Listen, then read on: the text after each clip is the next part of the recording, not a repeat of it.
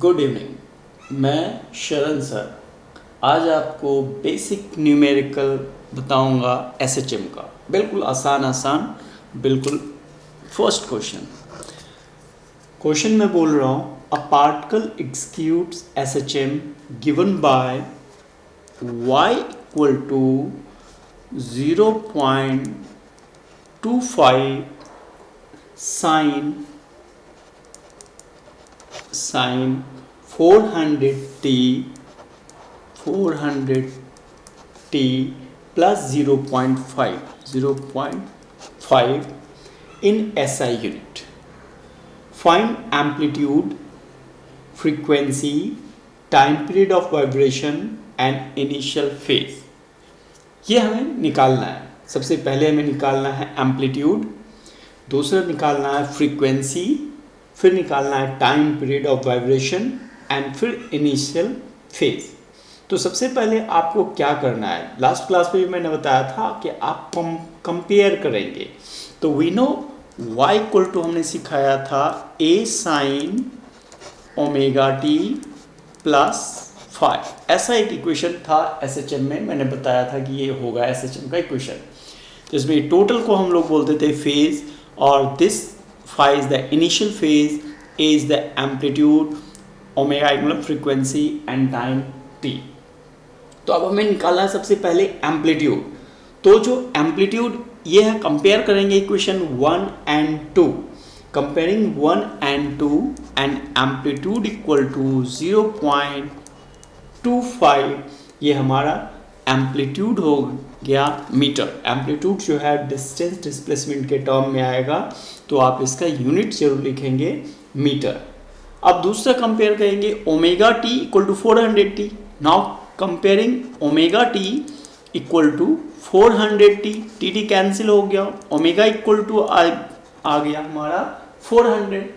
अब omega equal to हमारे पास 400 है, एंड ओमेगा को हम लोग क्या लिख सकते हैं, 2 पाई न्यू और 2 पाई बाई टी, कुछ भी लिख सकते हो आप, क्योंकि 1 by nu equal to t होता है। तो न्यू इक्वल टू क्या आ जाएगा, 1 बाई टी। तो ओमेगा को आप 2 पाई बाई टी लिखेंगे, 1 बाई न्यू को टी लिख देंगे।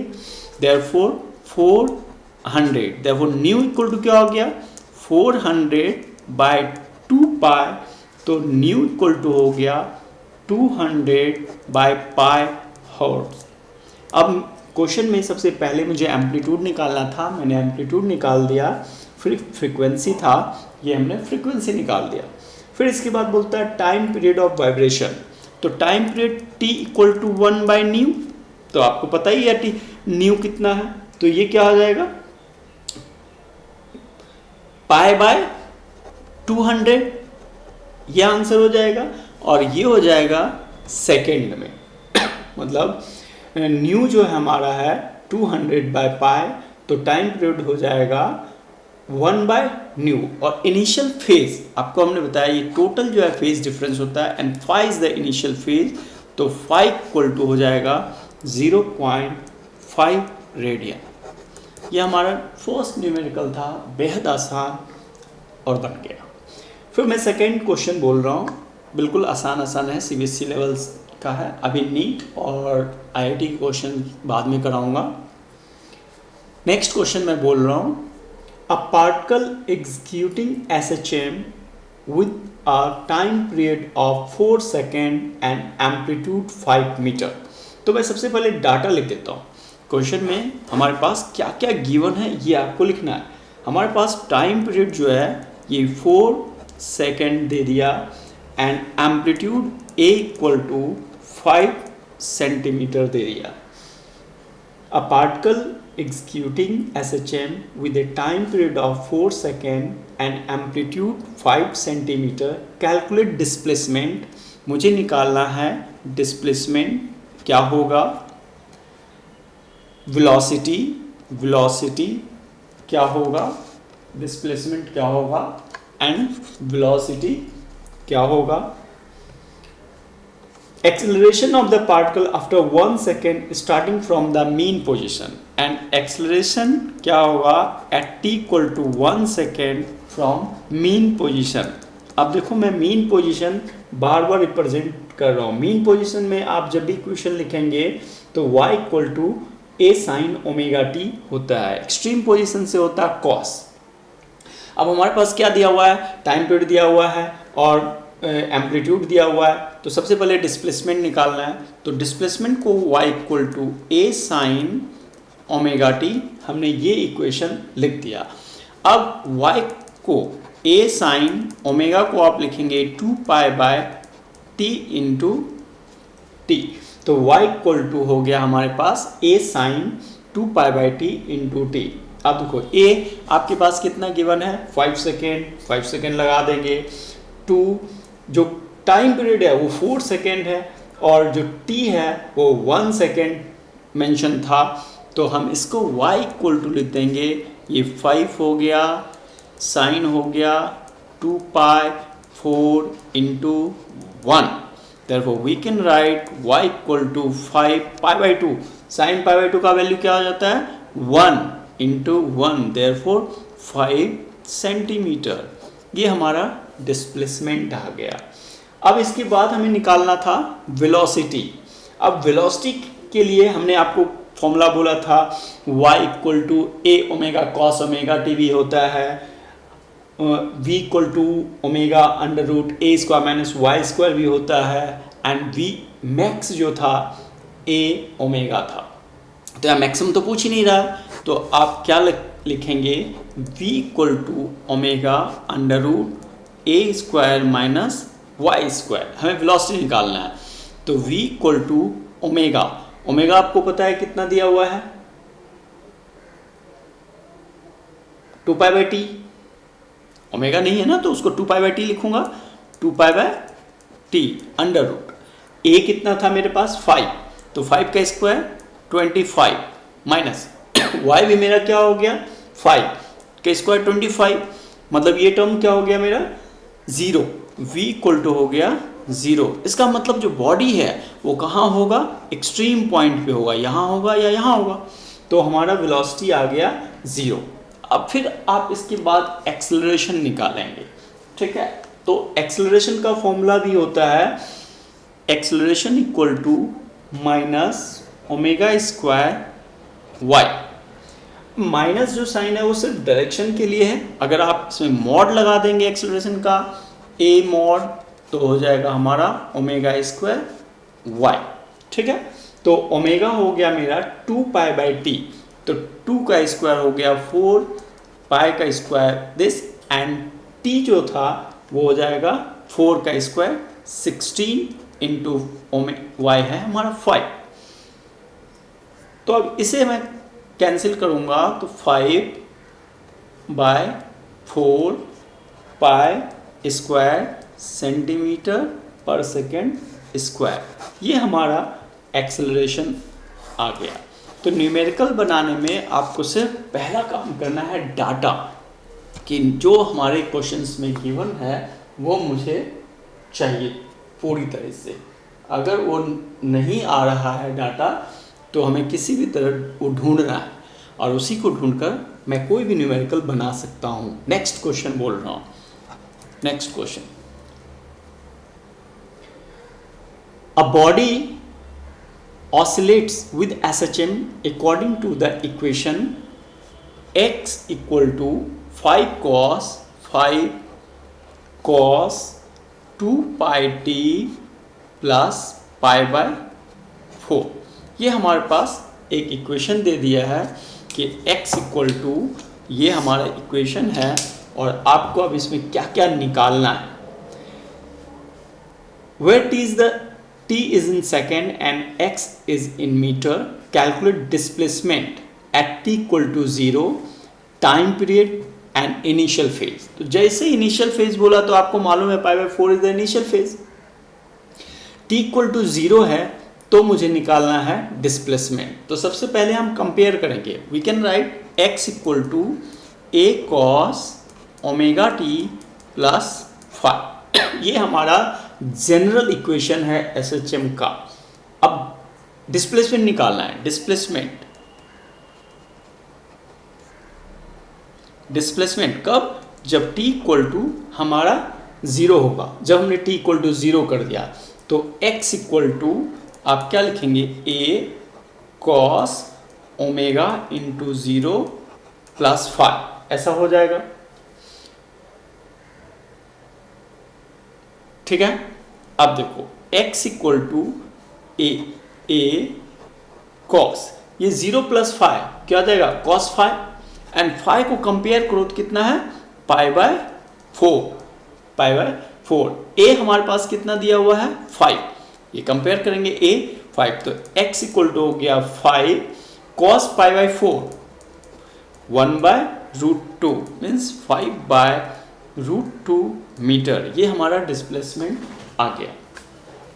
इसके बाद डिस्प्लेसमेंट के बाद मुझे निकालना था time period and initial phase. अब टाइम पीरियड के लिए आपको पहले ध्यान रखना होगा क्या करना था। टाइम पीरियड में कैपिटल टी होता है, तो you know omega equal to क्या होता है, 2 पाई बाय टी, तो टी इक्वल टू क्या आ जाएगा, 2 pi by omega.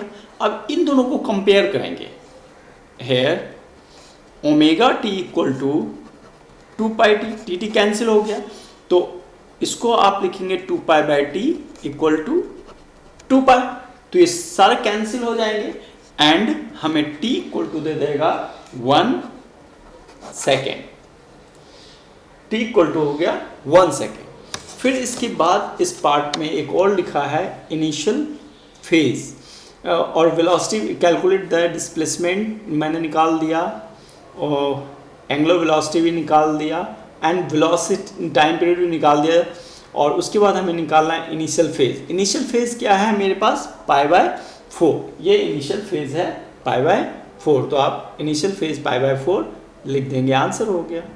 Next question पे आते हैं हम, और क्वेश्चन का लेवल थोड़ा धीरे धीरे मैं आगे बढ़ाता जाऊंगा। अभी फिलहाल हम क्वेश्चन को एकदम CBSE लेवल पे बहुत आसान बना रहा है। क्वेश्चन बोलता है अ पार्टिकल एग्जीक्यूट SHM, एक पार्टिकल है एग्जीक्यूट कर रहा है SHM में ऑफ एम्पलीट्यूड 30 सेंटीमीटर। तो जो हमारे पास एम्पलीट्यूड है A इक्वल टू 30 सेंटीमीटर, ये हमारे पास गिवन है एंड टाइम पीरियड 4 सेकेंड, जो टाइम पीरियड है वो है हमारे पास 4 सेकेंड, हमारे पास टाइम पीरियड भी दिया हुआ है। How much is the minimum time required for the particle to move from mean position to the point 15 centimeter। अब हमारे पास क्वेश्चन का मतलब समझिए, how much is the minimum time required, मतलब जो स्मॉल t है वो मुझे फाइंड करना है for the particle, उस पार्टिकल के लिए to move from mean position to 15 centimetre to a point 15 centimetre तक वो जाएगा।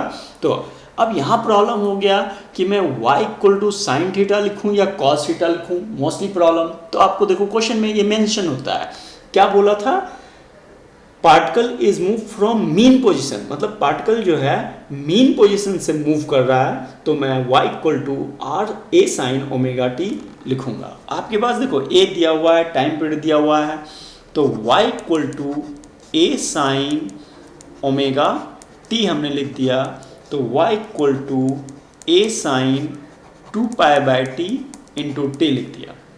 सब एक ही टाइप के क्वेश्चंस हैं, बहुत आसान है। अब r को आप लिख देंगे 30 साइन 2 पाई बाय 4 इंटू, ये स्मॉल t आपको निकालना है t। अब दो अननोन नहीं है क्योंकि इसमें लिखा था ना कि मीन पोजीशन से 15 सेंटीमीटर तक मैं जाऊंगा तो मेरा टाइम क्या होगा, तो इसको आप लिखेंगे 15 equal to 30 sine pi by 2 t. अब इसको इधर डिवाइड कर देंगे, 15 by 30 equal to sine pi by 2 into t, ऐसा हो गया। अब साइन 1/2 हो गया, ये पार्ट जो है 1/2 हो गया, 1/2 तो साइन कितने होते हैं 30 डिग्री, तो इसको आप लिख सकते हैं sine pi by 6 equal to sine pi by 2 t. अब आप this equal to this use कर सकते हैं, तो आप क्या लिखेंगे, पाई बाय 6 जो है ये इसके इक्वल हो जाएगा।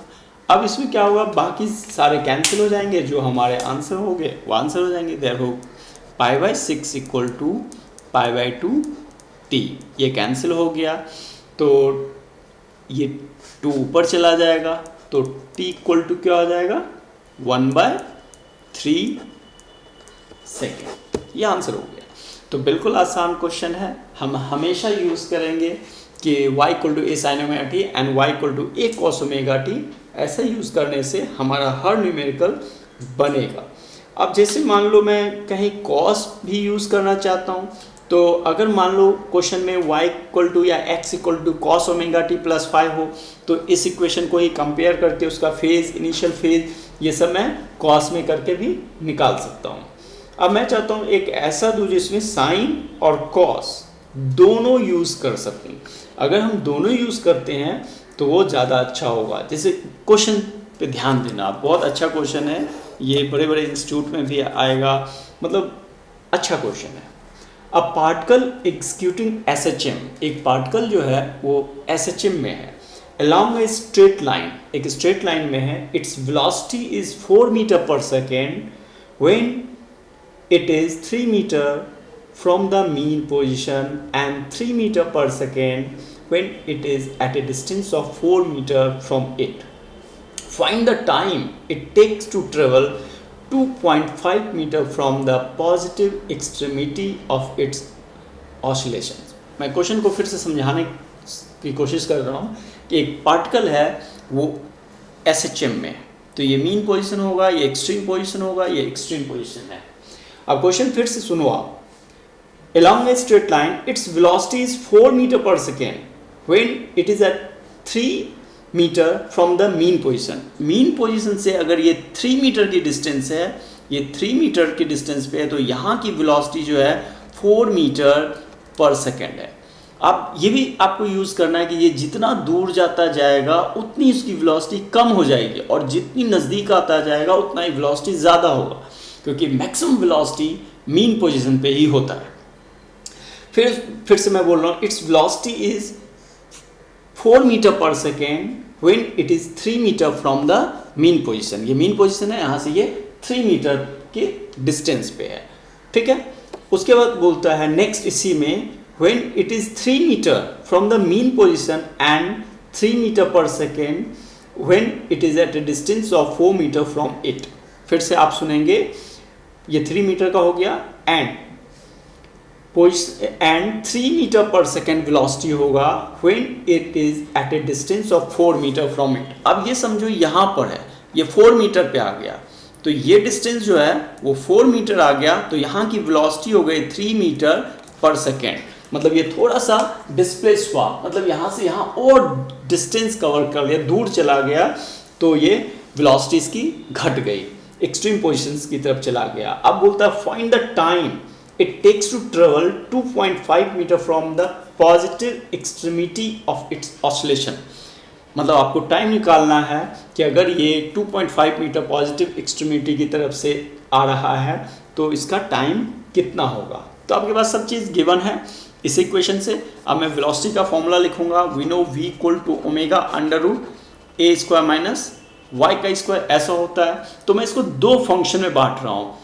एक फर्स्ट के लिए मान लो v1 equal to omega under root a का स्क्वायर माइनस y1 का स्क्वायर, एंड सेकेंड को मैं बोल दूंगा v2 omega under root a का स्क्वायर माइनस y2 का स्क्वायर। ऐसा हमने लिख दिया। अब v1 कितना है मेरे पास, v1 है 3। मैं यहाँ देता हूँ, अगर v1 हमने मान लिया 4 मान लेते हैं, 4 मीटर पर सेकेंड, तो y1 जो है वो 3 मीटर हो गया। एंड अगर मैंने v2 को 3 मीटर पर सेकेंड माना तो y2 इक्वल टू 4 मीटर ऐसा हो जाएगा। यही हमने यहाँ बोला है।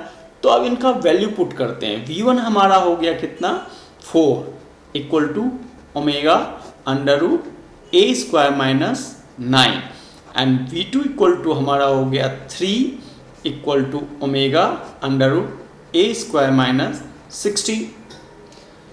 अब इन दोनों को मैं डिवाइड कर दूंगा, तो हमारा चांसेस बढ़ जाता है सॉल्यूशन आने का, या सब्ट्रैक्ट करके तो लंबा प्रोसेस हो जाएगा। स्क्वायरिंग बोथ साइड कर दें, स्क्वायरिंग बोथ साइड, मैं इसको दोनों साइड स्क्वायर कर रहा हूँ, तो ये हो गया 16 equal to omega square a square minus 9, and इधर हो गया 9 equal to omega square a square minus 16। ये equation first and equation second, equation 1 divided by 2, तो ये हो गया मेरा 16/9 equal to omega square a square minus 9 by omega square a square minus 16।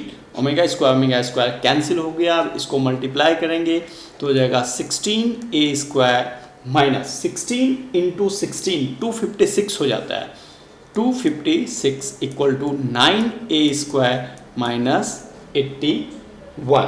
अब इस ए स्क्वायर को इधर लाएंगे तो 16 में से 9 माइनस करोगे तो कितना हो जाएगा 7 ए स्क्वायर इक्वल टू, अब ये 256 प्लस हो गया, 256 में से 81 माइनस कर दोगे तो कितना हो जाएगा 175। Therefore a square equal to 175 को आप 7 से डिवाइड करेंगे तो आएगा 25, तो a इक्वल टू हो गया मेरा 5 मीटर। तो मेरा जो एम्पलीट्यूड है वो हमारा आ गया कितना 5 मीटर, एम्पलीट्यूड 5 मीटर हो गया। अब इसी एम्पलीट्यूड को किसी भी इक्वेशन में रखेंगे, सपोज करो इसमें या 1 में किसी में रख दो तो तुम्हारे पास ओमेगा निकल जाएगा। तो फर्स्ट इक्वेशन में रखते हैं, putting the value of a in equation first, तो 16 equal to omega square minus a equal to 5 है 25 minus 9, therefore 16 equal to omega square into 16, तो ओमेगा इक्वल टू हो गया 1, ओमेगा इक्वल टू 1। अब हमारा जो नेट y होगा, y हमारा कितना हो गया 5 माइनस 2.5, क्योंकि हमारे पास जो y था वो बोलता है एक्सट्रीमिटी से, तो आंसर आ गया हमारे पास 2.5 मीटर। अब प्रॉब्लम यहाँ है कि मैं जो टाइम निकालने जा रहा हूँ वो कौन सा इक्वेशन यूज करेंगे, साइन या कॉस, तो कॉस, क्योंकि आपको याद होगा मैंने बताया था when starting from the mean position we can write sine, starting from the extreme position we can write cos। और इस क्वेश्चन के लास्ट लाइन है from the positive extremity of its oscillation, मतलब 2.5 metre from the positive extremity, तो आप लिखेंगे then we can write y equal to a cos omega t। तो y आपके पास कितना दिया हुआ है 2.5, a कितना दिया हुआ है 5, cos ओमेगा को आप लिखेंगे 2π/t इंटू टी। अब हमें निकालना क्या है, ये स्मॉल टी, या ओमेगा को आप ये मत लिखो, ये 1 हो जाएगा, ओमेगा इक्वल टू 1 है तो इसको मैंने 1 कर दूंगा, तो 2.5/5 इक्वल टू कॉस टी, ऐसा हो गया। तो इसका वैल्यू क्या आ जाएगा 1/2 इक्वल टू कॉस टी। अब 1/2 कॉस में कितने डिग्री होंगे 60 डिग्री, तो 60 डिग्री को आप क्या लिखते हो cos π/3 equal to cos t, तो t इक्वल टू हो गया π/3 सेकेंड।